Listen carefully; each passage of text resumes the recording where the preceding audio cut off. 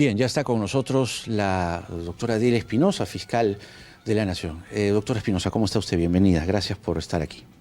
Muchas gracias, Un gusto, señor Chincha.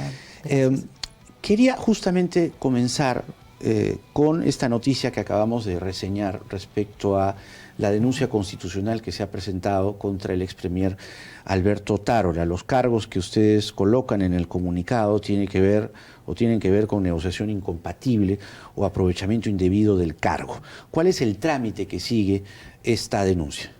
Sí, efectivamente, nosotros, como ya la población siempre debe recordar, el Ministerio Público, como defensor de la legalidad, respeta los procedimientos de los más altos funcionarios y, en el caso de la Fiscalía de la Nación, con esta denuncia constitucional la hemos presentado al Congreso de la República y debe ser evaluada por la Subcomisión de Acusaciones Constitucionales para los efectos de que procedan a la calificación con un informe y se defina si es que se determine si es que se le va a levantar el fuero. Claro. Por haber sido precisamente un alto aforado con ese privilegio de no poder ser procesado si es que no se le levanta o se le retira esa inmunidad. ¿Para la Fiscalía de la Nación los indicios contra el señor Otárola son sólidos? Son sólidos, están totalmente descritos en la denuncia misma y precisamente son elementos, indicios reveladores de estas, digamos, de este interés que el señor habría, porque todo es siempre incondicional, claro, habría desplegado para favorecer o influir incluso en la contratación de esta persona. De esta Pasados ciudadana. Los filtros, datos del antejuicio y todo el procedimiento previo, estos delitos por los cuales se le investiga al doctor Otárola, ¿qué penas de cárcel estamos hablando? ¿Qué sanciones penales se considera en la ley? Por lo menos, bueno, 6 años, 7 años, no recuerdo en este momento, pero sí es grave, es bastante grave, negociación incompatible.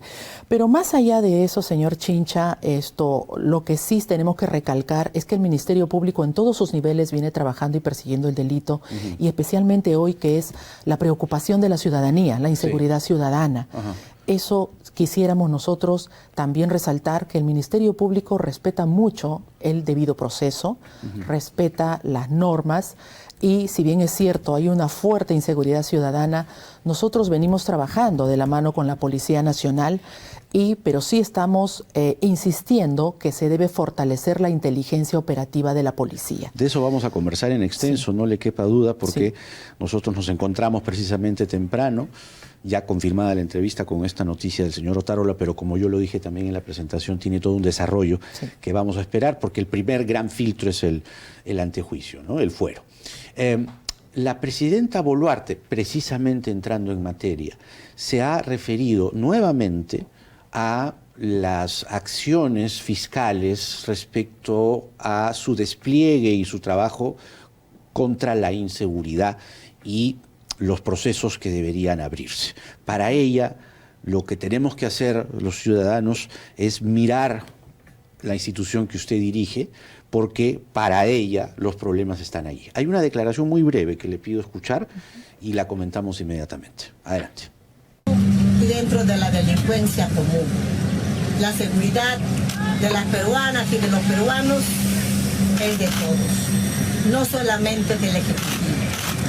Si es que a alguien hay que reclamar que no estamos actuando o que no se está actuando, no es al Ejecutivo. Vayamos al Ministerio Público a reclamar, porque no puede ser posible. De los impuestos de todos los peruanos, transferimos el presupuesto a la policía actúa, entrega al Ministerio Público y el Ministerio Público los libera. Y estos delincuentes salen con más ganas a quitarle la vida a peruanas y peruanos.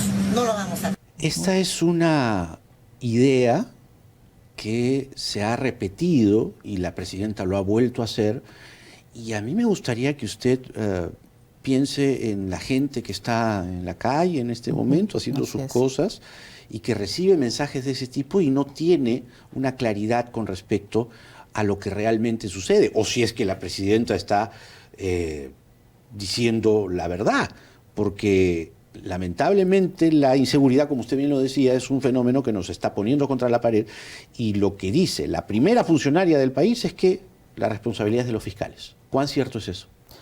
Esta es un discurso falso que se ha venido repitiendo desde el año pasado contra el Ministerio Público, y lo cual no tiene bases sólidas, porque no basta con afirmarse, sino con probarse. Porque si vamos a generalizar, también podríamos generalizar que en otras instituciones hay muchos corruptos, como en el tema de la policía. Nosotros en el Ministerio Público, que somos respetuosos siempre de la legalidad, por supuesto que recibimos muchos detenidos. Además, no se puede generalizar si es que hay algún fiscal que no cumple con sus deberes, porque somos más de 8.600 fiscales, señor Chincha, a nivel nacional, y todos trabajando con turnos permanentes. Ahora bien, lo que tenemos que resaltar es que sí, con la policía estamos trabajando en casos importantes. Lo que sucede es que solamente sale un caso de controversia por una liberación de presuntos extorsionadores que no resultaron ser extorsionadores, o de presuntos sicarios que no resultaron ser sicarios, que sí podrían ser traficantes microcomercializadores de droga. Y eso está en investigación, no se ha archivado. Si estamos hablando del caso de Ate, perfecto.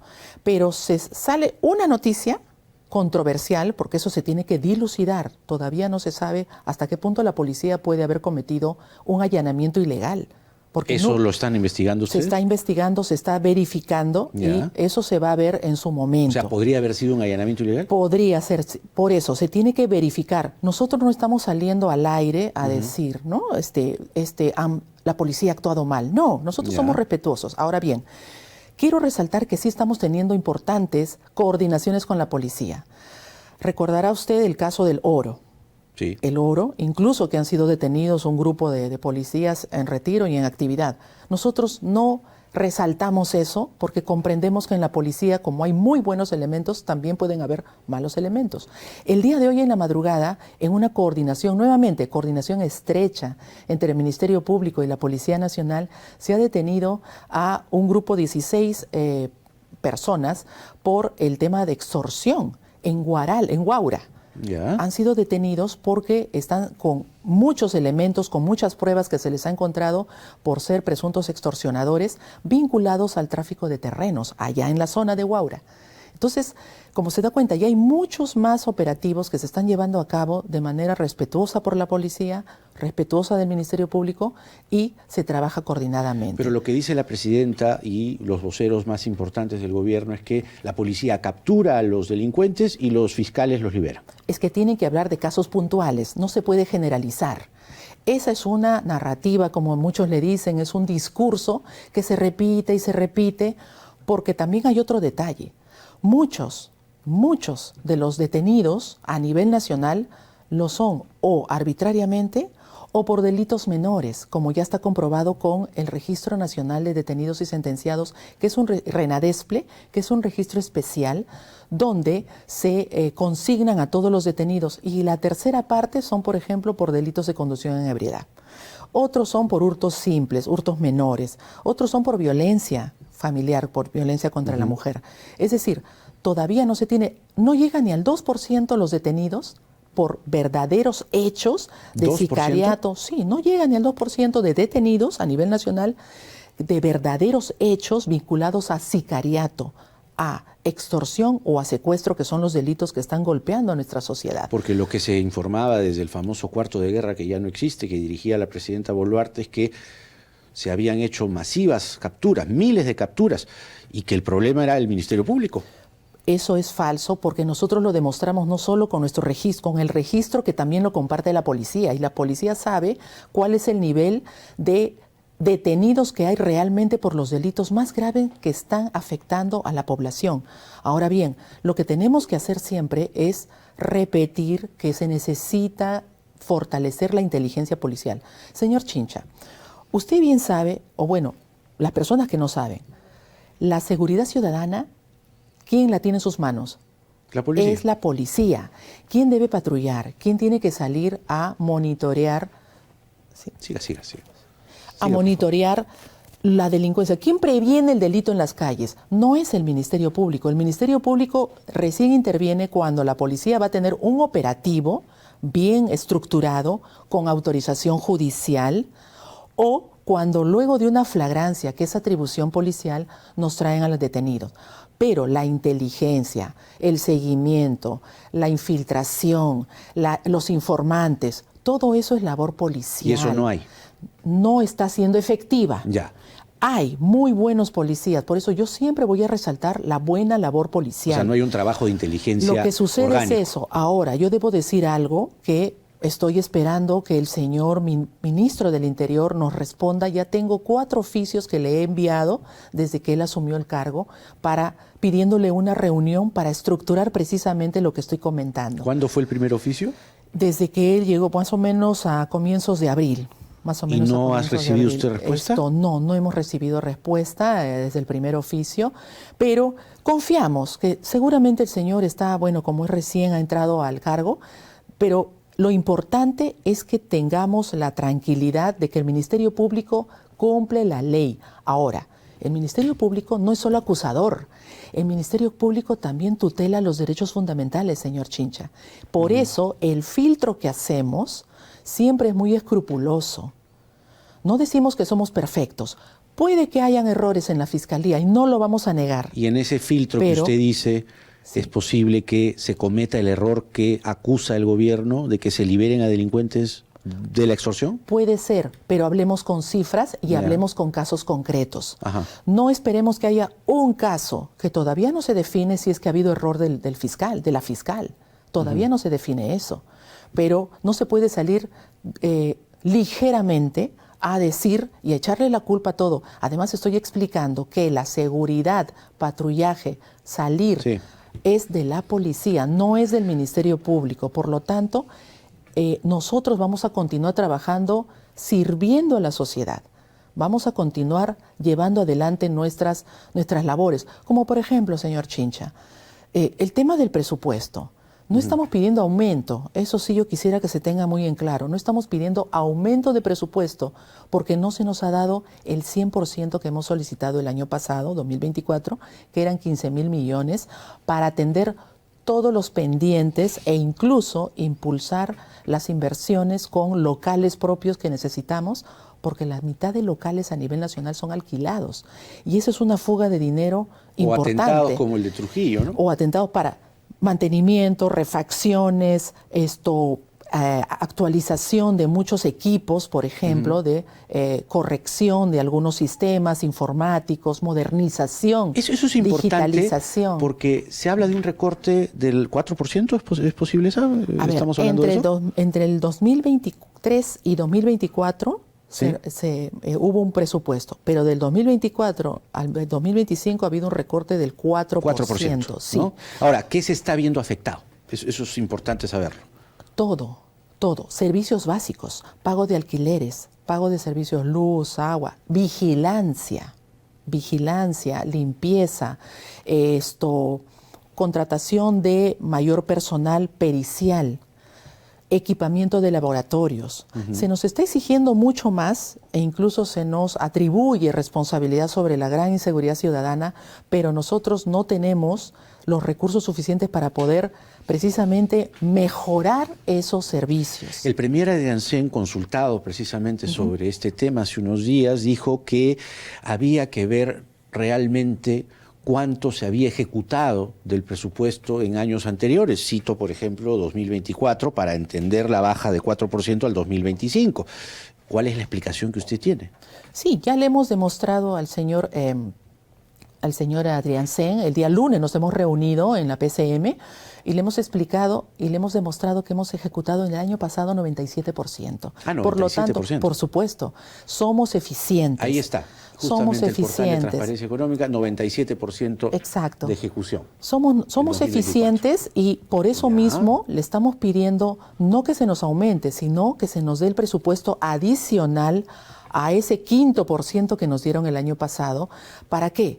Señor Chincha, ¿sabía usted cuánto cuesta una cámara Gesell, que es el lugar especial, es un cuartito especial donde se atiende a los niños y adolescentes víctimas de violación sexual? Que es un lugar muy necesario para atender esos casos tan tristes. alrededor de 50.000 soles y necesitamos por lo menos 34 o 35 cámaras GESEL a nivel nacional. Tenemos 55 morgues, de las cuales prácticamente la mitad están en estado no operable. ¿Por qué? Las cámaras frigoríficas están descompuestas, necesitamos más equipamientos, es decir, una serie de elementos que son propios del Instituto de Medicina Legal, que es nuestro brazo principal para poder atender los casos de homicidios en las morgues, los casos de violencia sexual a nivel nacional. El tema de Condorcanqui, señor Chincha, lo tenemos que implementar. Necesitamos, para los que viven en la selva, cómo se transportan por allá, y los fiscales tenemos que ir kilómetros por el río. No tenemos la chalupa, que es una embarcación especial que va por los ríos. No nos dan el presupuesto, lo hemos acreditado, lo hemos demostrado técnicamente, pero no se nos está comprendiendo. Ahora, justamente para comprender qué es lo que ha pasado, ¿no? Porque vemos que hay otras instituciones, llámese el Congreso, por ejemplo, que recibe partidas adicionales. ¿Cuál o cuáles son para usted las razones, o la razón, por la que se ha reducido el presupuesto del 2024 al 2025, como usted señala, en 4%? ¿Tienen que ver acaso las investigaciones que enfrenta la presidenta Boluarte? Es decir, ¿podría ser esta reducción, este recorte, una represalia de parte del gobierno al Ministerio Público?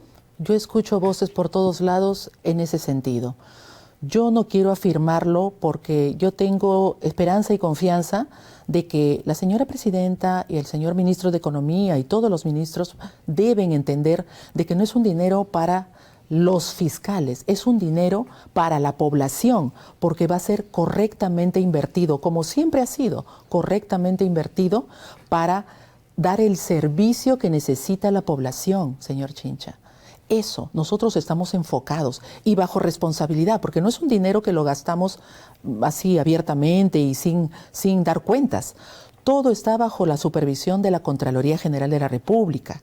Por lo tanto, nosotros estamos siempre bajo los reflectores del control institucional. En ese sentido, le hemos dicho al señor primer ministro de que se comprendan estas necesidades. En materia de medio ambiente, nos faltan fiscales, nos faltan elementos, nos faltan instrumentos para poder luchar contra la deforestación gravísima en la selva, contra la minería ilegal, para poder trabajar articuladamente con la policía en las zonas más alejadas donde faltan instalar unidades, fiscalías, oficinas con fiscales, con personal, con medicina legal, con peritos que nos ayuden a identificar esos fenómenos criminales. Porque es curioso que no solamente la presidenta, digamos, tiene este discurso que le decía hace un momento, tiene que ver con que los fiscales liberan a los delincuentes extorsionadores. Tiene eco en el Parlamento. Entonces, es curioso que se repita este discurso que usted lo acaba de explicar. Quien tiene a cargo la inteligencia y perseguir a los criminales y entregarlos es la policía, y ahí hay enormes falencias. Usted dice que evidentemente el Ministerio Público no está eximido, quiero decir, de errores, pero la reducción del presupuesto, usted dice que lo escucha en muchas personas, pero no se puede, es algo que no se puede descartar, es decir, que sea una represalia, porque ya en anteriores ocasiones se ha conocido a través de los medios que ministros de este gobierno, se entiende bajo una orden presidencial, quisieron ingresar a oficinas fiscales, quisieron despedir a fiscales. Entonces todo comienza con las investigaciones. No es muy difícil de atar cabos.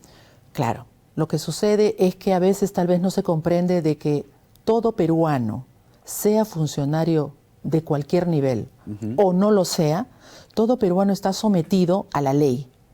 Todo peruano está sujeto a la ley, y los más altos funcionarios que debemos dar el ejemplo de respeto a la ley podemos ser investigados.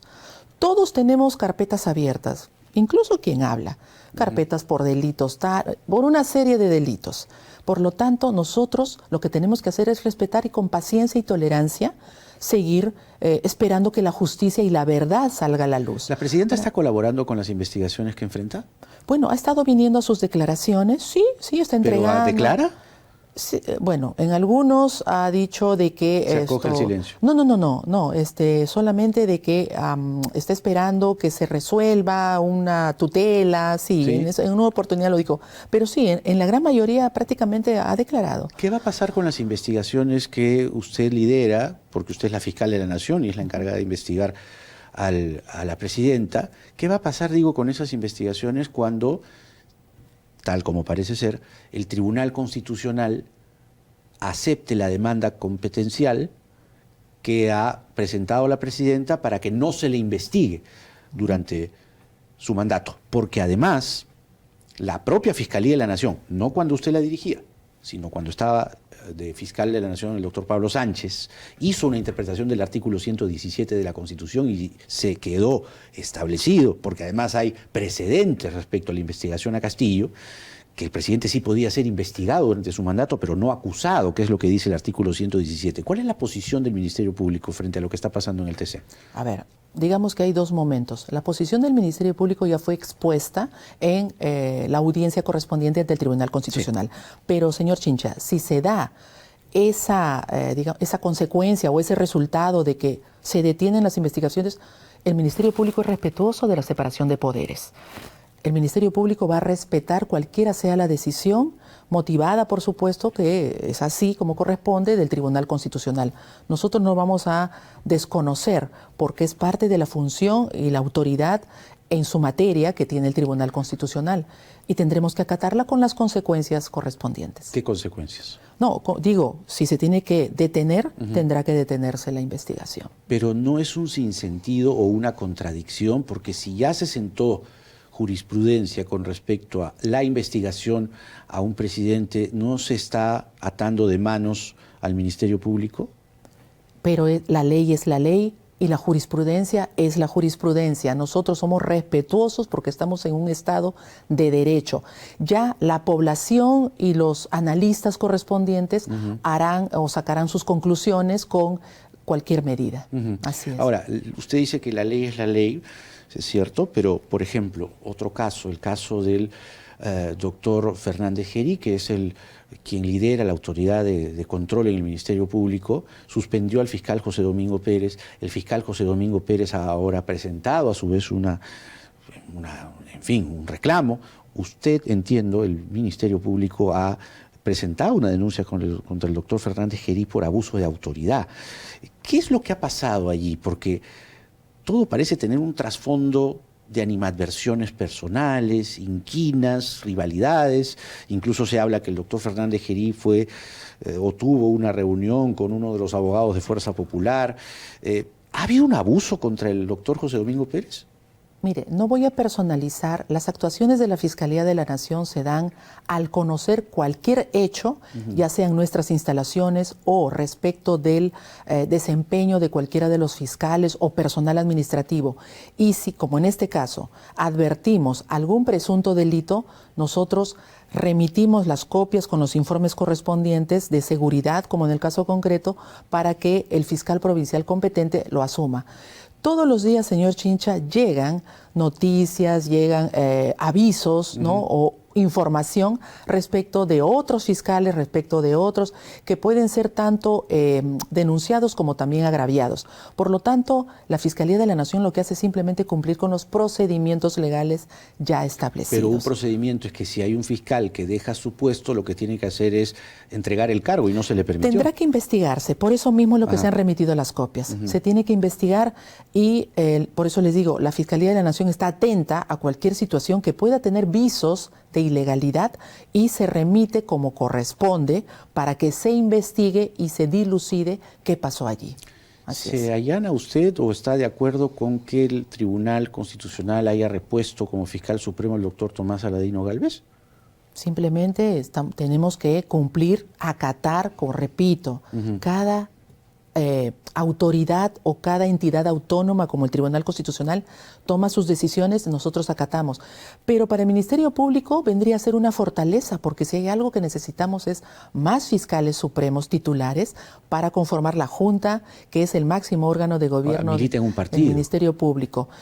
Bueno, tendría que renunciar. De acuerdo a la ley tendría que haber una renuncia, eso lo evaluará el señor doctor, pero respetuosamente, y nosotros recibiremos al doctor, es un colega, y al contrario, eso, si el doctor se incorpora, va a ser una fortaleza adicional para poder seguir trabajando como lo venimos haciendo en equipo y armoniosamente, para llevar adelante todas las políticas institucionales y seguir afianzando a nuestros fiscales en el buen cumplimiento de las labores. ¿No le parece reprochable, digamos, los cargos que enfrentó en su momento, algunos audios en los que se le oía interactuar con César Inostroza y hablando de libritos? Señor Chincha, toda imputación o toda atribución de algún hecho o sindicación de algún hecho presuntamente ilícito tiene que ser ventilado a través de una investigación o en un proceso penal. Por lo tanto, nosotros los fiscales no podemos opinar, porque no se trata de nuestros sentimientos o lo que nos parezca, sino que en base a la ley, ¿no? O a los hechos, a los indicios. Bueno, ¿no? tendrá que dilucidarse, porque la población tiene su opinión, pero nosotros los fiscales, los magistrados, tenemos que ser prudentes, respetuosos de los procedimientos, porque si no, estaríamos incumpliendo nuestro propio rol. Entonces, como requisito, además lo dice la ley, si es que el doctor Gálvez quisiera, de acuerdo a lo que ha determinado el TC, volver, tendría que renunciar a ese partido político. La ley lo dice, está en la ley de carrera fiscal. Claro, así es, está en la ley de carrera fiscal, es un requisito. Doctora, yo le agradezco mucho por esta conversación y bueno, vamos a ver qué es lo que ocurre en los días siguientes. Solamente, señor Chincha, para terminar, si me permite, yo lo que quiero dejar muy en claro ante la población es que los fiscales, si hay errores, señores, son unos cuantos. Miren ustedes, somos más de 8.600 fiscales en todo el Perú. Las 24 horas haciendo turno permanente. Brindamos un servicio, lo hacemos con vocación, con mística, con mucha entrega y hasta con sacrificio. Por eso no se puede generalizar y tengan por seguro que los fiscales estamos al servicio de ustedes, señores, sin distinciones. Ténganlo por seguro y confíen en su Ministerio Público. Muchas gracias, señor Chincha. Gracias a usted, la fiscal de la Nación, la doctora Adela Espinosa, con nosotros. Fiscal, ¿cómo está? Bienvenido. Gracias por aceptar esta entrevista y venir con nosotros.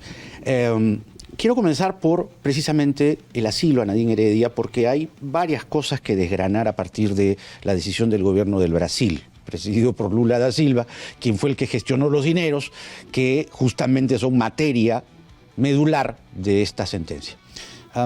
¿Cuánto le complica las cosas al expresidente Humala el hecho de que se le haya otorgado el asilo a Nadine Heredia, partiendo de la premisa de lo dicho anteriormente respecto a los dineros, y además entendiendo que esta condena es en primera instancia, que da la Corte Superior y finalmente la Corte Suprema, donde hay varios que dicen que ahí Humala podría librarla?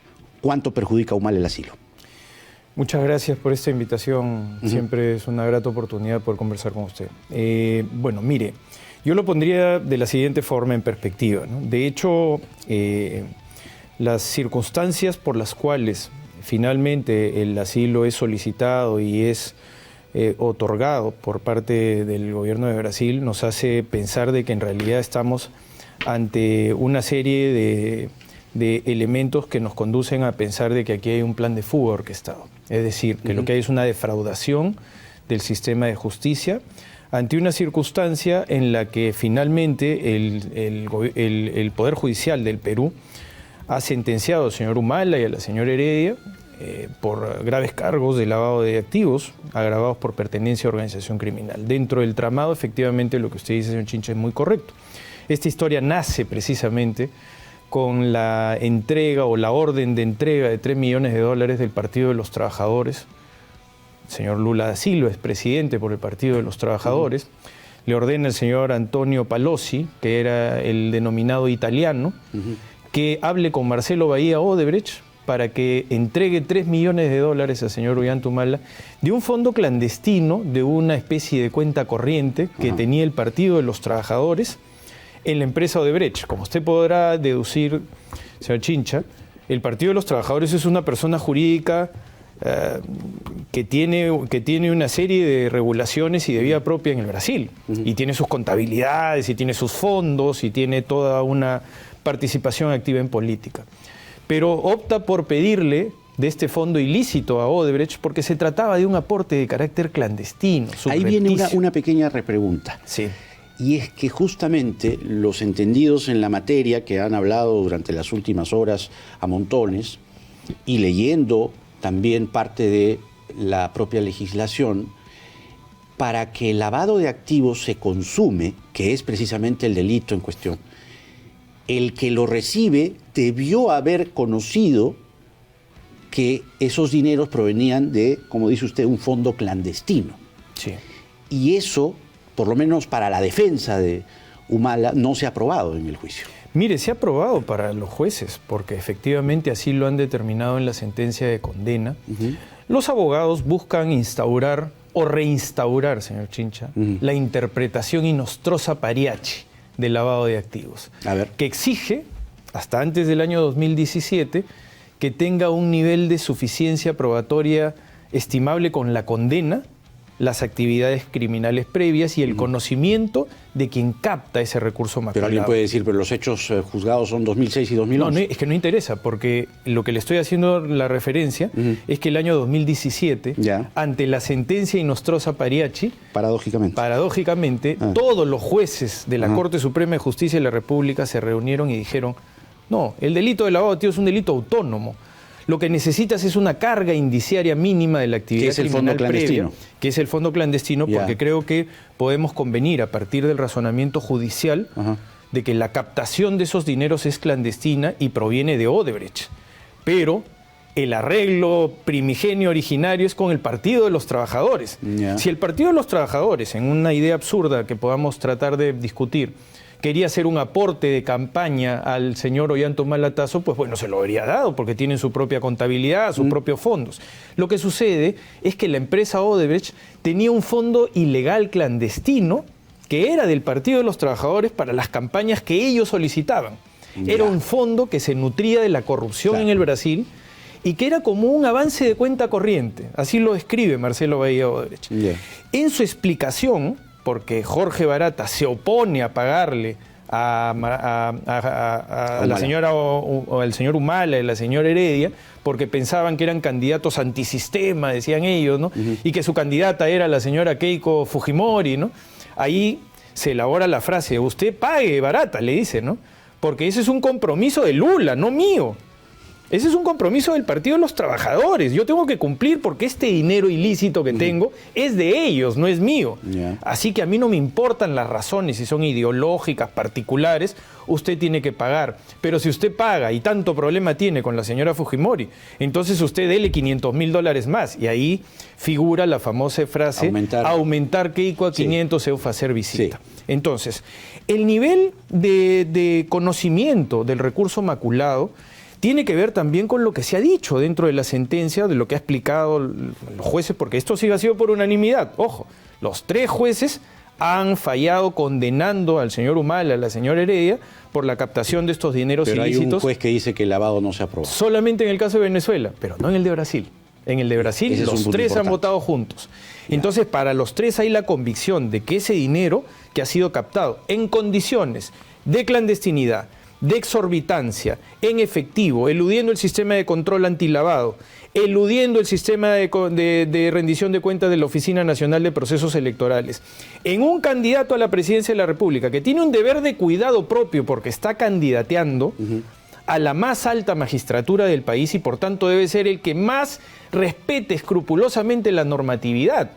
Entonces, si se les entregada en esas condiciones, el deber de quien percibe el recurso es decirle, usted no me puede entregar este dinero. Y si yo lo voy a percibir, las obligaciones de tener que preguntar son las propias del que también lo omite, porque yo puedo presumir que esa persona es un narcotraficante y para no tener el conocimiento directo, entonces no le pregunto nada.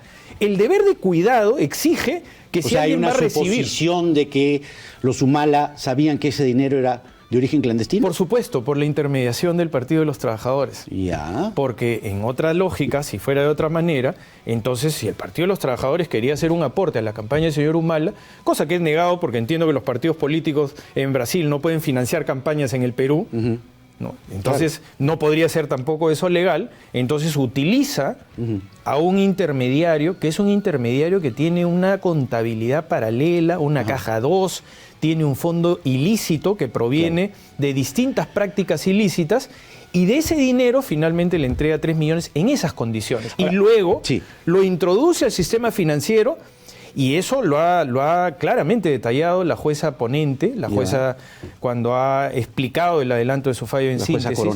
La jueza Coronado, donde dice aquí, llama la atención, dice y explica, ¿no?, que todos los aportantes que han venido a declarar testimonialmente han dicho yo declaré que yo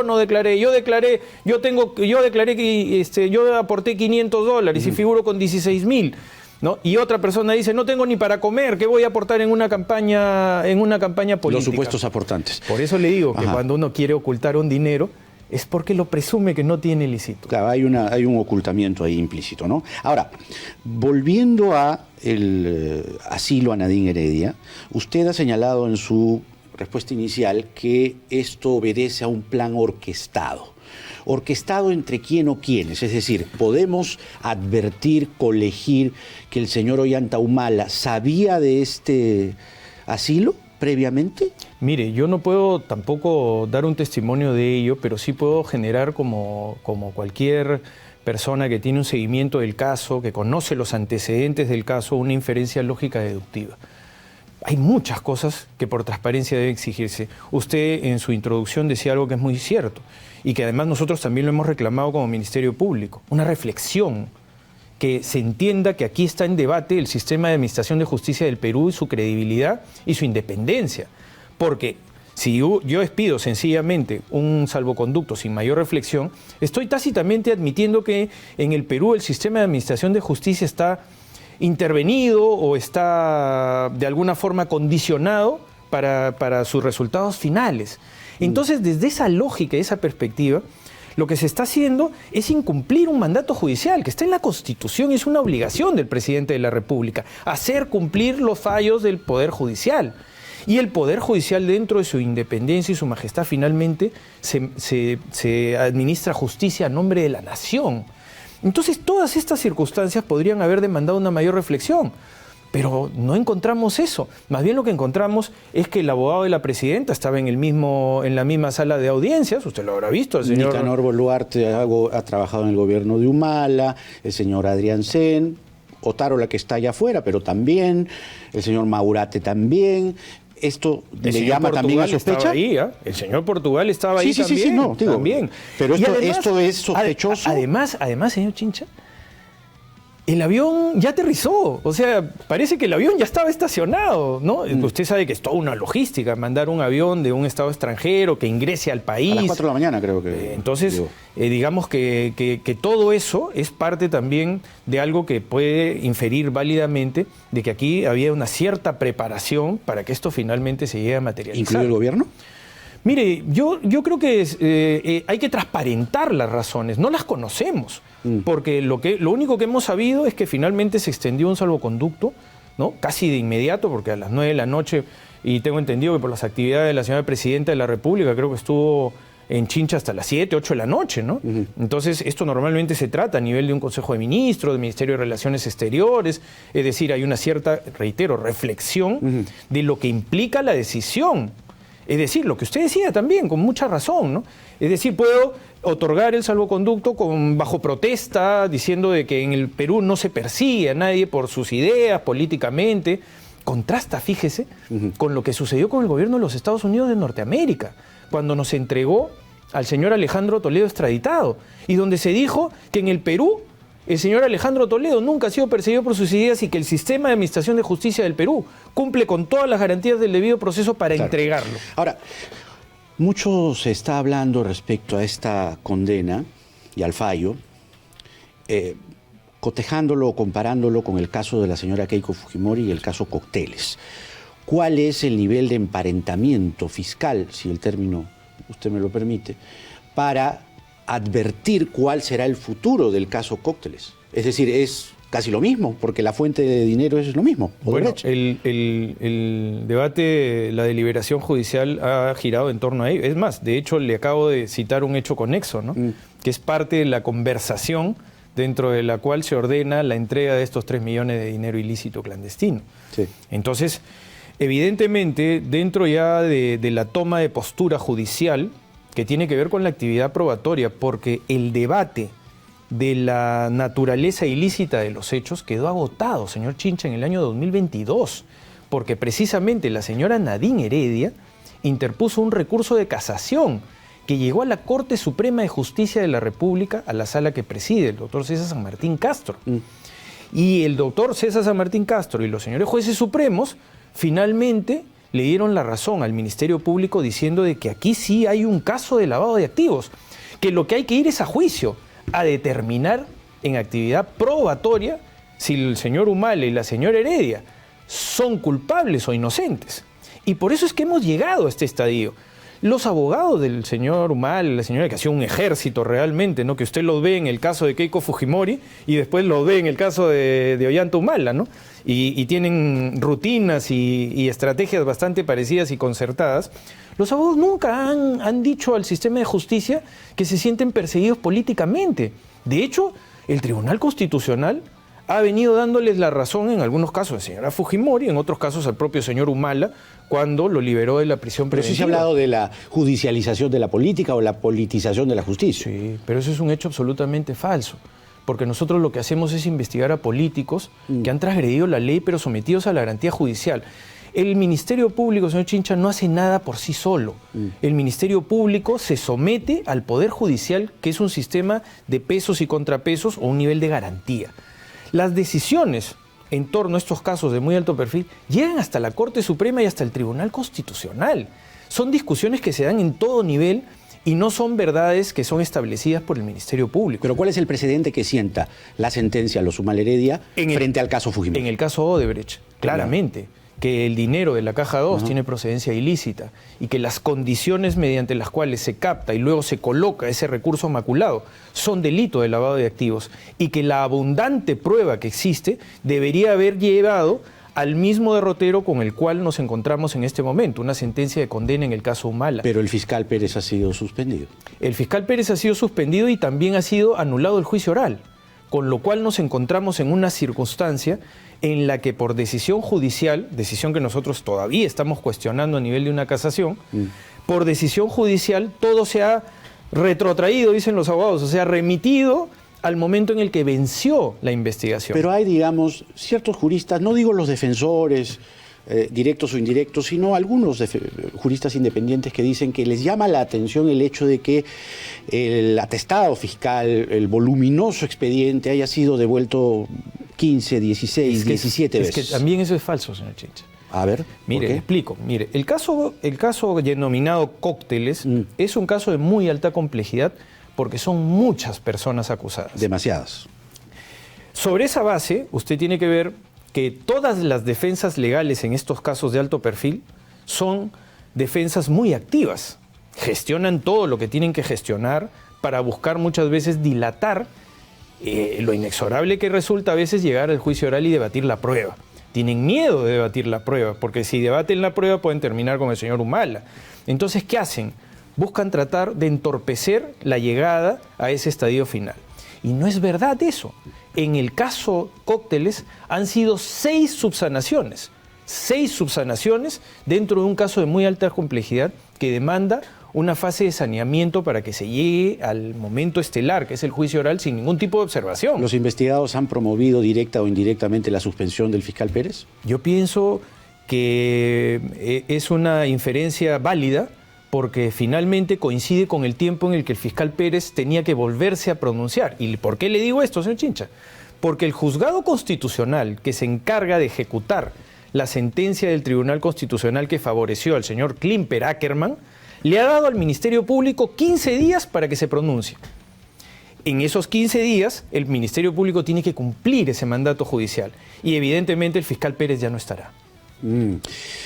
José Domingo Pérez dijo precisamente tras su suspensión que usted sería el siguiente en ser suspendido. ¿Esta sentencia lo deja en mejor posición frente a lo que Pérez ha avisorado previamente? Yo diría que todo lo contrario, porque más bien me deja expuesto precisamente a tratar de que no sea el fiscal que conozca la apelación de esta sentencia. O sea que usted es el siguiente. Yo tengo la responsabilidad de la apelación de la sentencia del señor también Alejandro Toledo.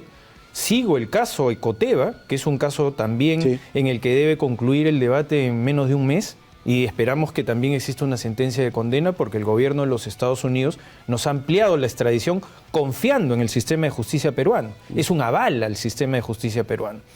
Y sobre esa base está claramente determinado de que hay un programa que está de evidente manera vinculado al señor Fernández Gerí, que es el jefe de la Autoridad de Control del Ministerio Público, que utiliza un músculo de asfixia, no de muerte, porque no te puede destituir, pero sí te puede suspender por 8 meses, por 10 meses, por 12 meses. A mí ya lo hizo, señor Chincha. Yo estuve suspendido 5 meses. Pero por eso Pérez dijo que usted va a ser suspendido nuevamente, ahora. En este caso. ¿Por eso usted cree que sí? Sí, yo pienso que, por supuesto, porque fíjese que más allá de que la justicia constitucional me ha dado la razón y determina que el señor Fernández Gerí es un agresor contra mí constitucional, sigue viendo mis investigaciones. Con lo cual, en cualquier momento, yo podría ser sancionado por razones tan absurdas como que le falté el respeto a la señora Patricia Benavides, destituida fiscal de la Nación, por decir que no tenía nada que hacer cuando llegó el señor Alejandro Toledo extraditado de los Estados Unidos. Tengo una investigación que dice que yo he ofendido la majestad del Ministerio Público por haber ofendido, dice a la señora Patricia Benavides. Casos de este tipo, que tienen que ver además con planes de demolición, porque debo decirlo, se publica una noticia en un medio de difamación, Willax, Expreso, inmediatamente te abren investigación en la autoridad de control o te pueden abrir investigación en alguna fiscalía por noticia criminis, sin ningún tipo de corroboración o de nivel de evaluación del tema, con lo cual te criminalizan. Entonces, señor Chincha, yo tengo que estar ocupado defendiéndome de las investigaciones penales, defendiéndome de las investigaciones administrativas y tratando de hacer mi trabajo en las apelaciones, en todas las responsabilidades que yo tengo en el equipo especial Lavajato y en las fiscalías de lavado de activos, de la cual he dejado de ser coordinador, pero sigo siendo fiscal también. Entonces, esa distracción es una asfixia, es la asfixia que le decía, es el músculo que lo que busca es poner el brazo sobre el cuello, pero no te mata, sino te mantiene sin oxígeno, te mantiene distraído, te mantiene siempre atento a cuál es la maniobra siguiente que busca suspenderte, porque no buscan destituirte, sino te buscan mantener en ese estado de situación que no define en todo y que te retira del cargo temporalmente. El fiscal Rafael Vela con nosotros. Gracias, fiscal. Señor López Chau, ¿cómo está usted? Gracias por visitarnos. Muchas gracias por la invitación también. No, por favor. Estamos viviendo una situación muy delicada, en realidad desde hace tiempo, pero creemos que con los 13 torturados y asesinados en Patás, pues nos coloca y nos pone frente a nuestros ojos la realidad y la dimensión del problema. Yo quisiera preguntarle, puede ser que todo, en fin, todos somos generales después de la batalla, pero creo que esta pregunta es oportuna, dado su deseo, su aspiración de ser presidente. ¿Usted qué hubiese hecho con Patás? Mire, yo creo que, en primer lugar, hubiera pedido que los responsables desde el más alto nivel me presenten su carta de renuncia. Comenzando por el premier, que dijo lo que dijo. Así es. Lo primero, en la democracia moderna, con problemas mucho menores, el premier tiene los modales democráticos de presentar su carta de renuncia. Eso es lo primero que haría. Segundo, creo que hemos dicho que hay medidas del cortísimo plazo, de mediano y largo plazo. Y los cortos plazos están encadenados a largo plazo, mejor dicho, no hay corto plazo sin una visión. En el caso presente, hicimos una conferencia en la UNI, donde se presentó el ingeniero Oliden, hizo una propuesta concreta. Antes de ayer un alumno ha presentado otra propuesta. Y eso significa que si uno ve los laboratorios, los equipos técnicos de la policía, no sirven para nada. Eso tiene que ser modernizado de manera agresiva. Pensé que me hablaría de la inteligencia. Está relacionado con la inteligencia. Se tiene que restituir dentro de un solo organismo o paralelamente como había antes. Tiene que ser restituida la policía de investigaciones. Sin inteligencia no es posible derrotar estos males. En un gobierno, eventualmente, en un gobierno suyo, usted restituiría, repondría la policía de investigaciones, la PIP. Sí, de todas maneras. Ajá. Dentro de un solo organismo, como un departamento o como era antes. Antes Eso, era una policía independiente de la Guardia Civil y de la Republicana. Sí, Eran tres policías las que teníamos. sí. Porque la investigación es clave. Abismal Guzmán cae por la investigación. Y eso es un trabajo paciente, de escucha. ¿Usted cree en esto del terrorismo urbano que ha planteado la presidenta? Y yo creo que las democracias modernas se tienen que dotar de instrumentos, pero a veces hay propuestas que, dichas por algunas personas, pierden la solidez y malogran el argumento. En el caso, creo yo que para combatir la delincuencia hay varios niveles, desde lo que ha pasado hasta el más alto nivel. Y eso tiene que ver con el liderazgo, que tiene que volver fe a las instituciones. Y yo no le veo. Los aspectos técnicos se tienen que dar de todas maneras, y esa es tarea de los especialistas en estas líderes. Nosotros estamos conversando con oficiales, con generales, nos reservamos su nombre, pero cada vez más tenemos luces de esto. Por ejemplo, de una conversación sobre la minería ilegal, que nos da una aproximación un experto. Es peor que el narcotráfico. Son 7.000 millones de dólares que manejan estos montos. ¿Usted cómo acabaría con la minería ilegal?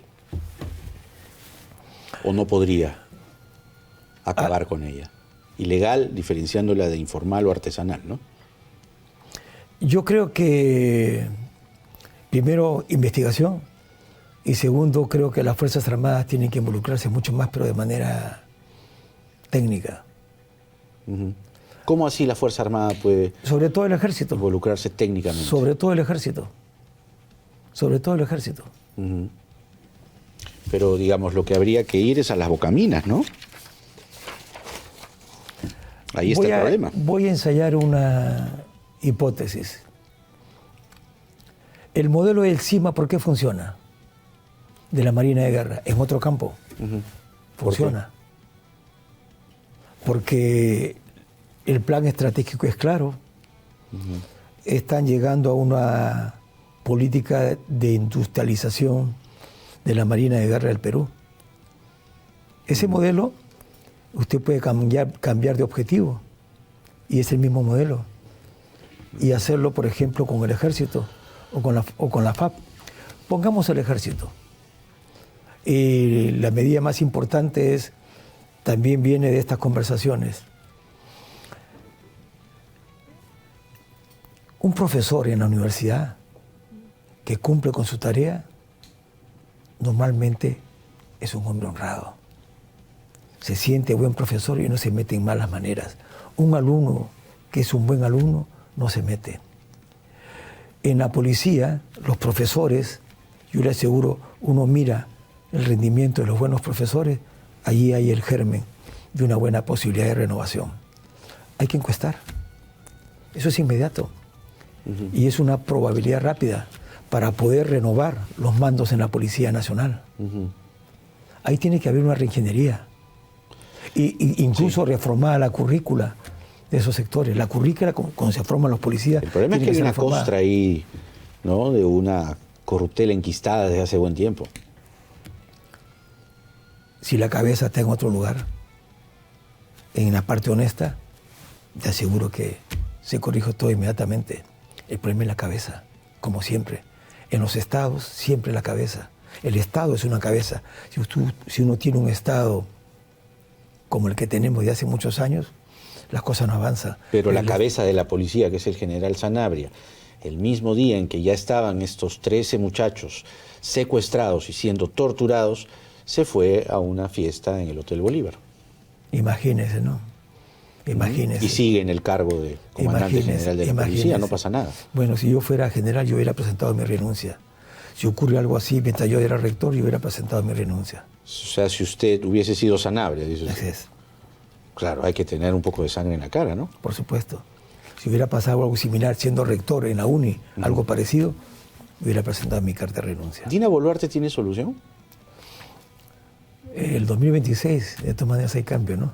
Esa es la única solución. Yo le he escuchado a usted hace unos instantes que dice que el Perú es la estrella de América Latina. Yo contestaría, sí, pero por Julio Velarde. Claro. Por Julio Velarde. Yo tuve el honor de formar parte de su directorio, ¿no? Gracias a la solidez de esa institución honorable, donde entran los mejores, otra vez, los mejores. Hay que seleccionar a los mejores. En la policía podemos detectarlos. Los cadetitos de la policía, usted le pregunta cuál es su mejor profesor. Encuestan y va a salir. Y el presidente de la República tendría que pedir eso inmediatamente. No me quedó clara su posición respecto al terrorismo urbano. ¿Lo aplicaría, lo derogaría? Bueno, si es que es aprobado, ¿no? A ver, eso ha sido aplicado en otros países, ¿no? Y de buena forma. Creo que lo aplicaría en una renovación de cuadros total del Estado, pero con personajes como los que usted menciona es un peligro. O sea, sí lo aplicaría. Con una renovación de cuadros políticos. Ya, entonces sí cree en el terrorismo urbano como figura. Sí, yo creo que sí. Ajá. Yo creo que sí. O sea, lo que estamos viviendo es terrorismo. Yo creo que sí. ¿En qué se diferencia entonces con el de Sendero y el MRTA? En política hay distintas formas de ver. Yo creo que lo que está pasando ahora es peor que el terrorismo político. Estamos perdiendo el Estado. O sea, ¿esto es peor que Sendero? Sí, yo creo. Ah, mire. Pensé que Sendero había sido lo peor. No, yo creo que es peor que Sendero. ¿Por qué? Porque aquí está en juego que uno le paga, le pone dinero a alguien para que vaya a matar por 50 soles. Uno paga dinero para que extorsionen a una persona y los policías son a veces parte del juego. Sí, encender luminoso era una actividad que todos conocemos, ¿no es cierto? Y que hubo una inteligencia que lo resolvió. Las consecuencias, le dije la cifra, la minería ilegal, 7.000 millones de dólares. Con eso se compra todo. 7.000 millones de dólares. El narcotráfico solo es 2.000. Bueno, pero Sendero mató como a 30.000, ¿no? Sí, claro. Sí, claro, pero una fuerza abierta, una cosa política, esto está por debajo de todo, ¿no? O sea, la política hace que Sendero sea menos peor, ¿no? O menos grave que los extorsionadores de hoy. A ver, cuando llegamos a una anomia, a un desquiciamiento de todo, los pueblos piden orden. Y en este caso, hemos dicho, medidas de largo plazo, reorganización de la policía, mejorar los laboratorios, instalar una PIP. Y mientras tanto, ¿qué hacemos? Mientras tanto, ¿qué hacemos? Sin estrategia, no, nada. Claro, claro. Tendría que tener usted un estupendo ministro del Interior. ¿Ha pensado en alguien? Estoy convencido que el liderazgo hace la diferencia. Estoy convencido. Le estaba poniendo el ejemplo en el caso de la UNI, ¿no? Un general que sus alumnos lo califican como bueno, como excelente, normalmente no entra a cosas sucias, porque su nombre y su actividad está por encima. Si no, no estudia, pues, ¿por qué quiere estudiar? ¿Pero tiene alguien en mente, digamos, en un eventual gobierno suyo? Estamos conversando con distintas personas, ¿no? ¿Ya? De las cuales recibimos asesoría, su opinión, ¿no? ¿Se puede saber quiénes? Uno de ellos, probablemente conversemos dentro de poco, es el general de la FARC, Wagner. Hemos conversado también con el señor Colchado, ¿no? Ah, han tenido conversaciones con él. A partir de una conferencia académica que hubo en la UNI, donde se presentó él, se presentó un ingeniero de la UNI y se presentó el fiscal Cotrina. ¿Le interesaría Colchado para un cargo público? Yo creo que es muy poco prematuro para pensar en eso, desde mi punto de vista. El país se desangra, por lo menos presentar algunos pero cuadros, un, ¿no? un hombre honorable como él, como que espero que estoy seguro que lo es, seguramente no pone como condición un puesto público, ¿no? No, me refiero si usted lo tendría en mente. Sí, claro que sí, en mente sí. Como ministro del Interior. Sí, probablemente, probablemente. Pero hay otras alternativas también, ¿no? Usted, si es gobierno y llega a ser presidente, y si se aprueba el aumento a 35.568 soles, ¿los cobraría? No. ¿Qué haría entonces? Preferiría un sueldo como rector, que es el que he terminado mi sueldo. ¿Cuánto es el sueldo como rector? 25.000 soles, pero puedo bajarlo también. O sea, lo bajaría de 35 a 25. Mire, yo le dejo acá esta premisa. Esta es mi carta de renuncia a la UNI. Esto es... Entiendo que el 7 de mayo tendría que haber el día de hoy, ¿no? Una formalización de la renuncia. Esto es. Yo le he presentado el día de mañana la formalización, pero ya lo presenté anticipadamente. Ya. Pero no es una renuncia solamente no es una licencia sin goce de haber. No, es una renuncia, irrevocable. O sea, usted deja el rectorado... A ser docente. ¿Y rector? Con mayor razón, pues. ¿no? O sea, rector y docente. Claro. O sea, se aleja completamente ya me alejé de del rector, ahora me alejo de la docencia. Ya. No es que pase lo que pase y yo regreso a la UNI. No, señor. Ya no.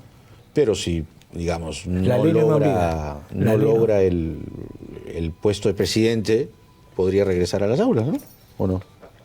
La ley no me obliga a renunciar. Ya. La ley no me obliga a renunciar. La ley me obliga a pedir licencia 2 meses antes. Yo pedí licencia por 3 meses. Luego, como me digo en la carta que le estoy dejando, pensé, no es buena señal para los jóvenes. El joven va a pensar, este señor está postulando y está calculando que si pierde, regresa. Claro. No, señor. Si pierdo, perdí, pues. ¿Y a su casa? A mi casa y a dictar mis conferencias en algún posgrado. No, le decía, entonces, si se aprueban estos 35.000 y usted llega a ser presidente, se lo bajaría a sueldo de rector, o sea, 25. No 16, sino 25. Está en 16. Sí. Yo mantendría los 16. En 16. Sí. ¿Para qué? O sea, regresaría a los 16, si esto se aprueba. Así es. Pero ¿en qué conciencia cabe, me refiero a la señora Boluarte, que se aumente a 35.568 soles o quiera hacerlo? ¿Se ha puesto usted a pensar en eso? Es decir, con patadas, con una aprobación de 2%. ¿Qué busca para usted? ¿Ha interiorizado esa situación? A ver, yo en el año 2000 le presenté al país un proyecto nacional y se lo mandamos a todos los partidos.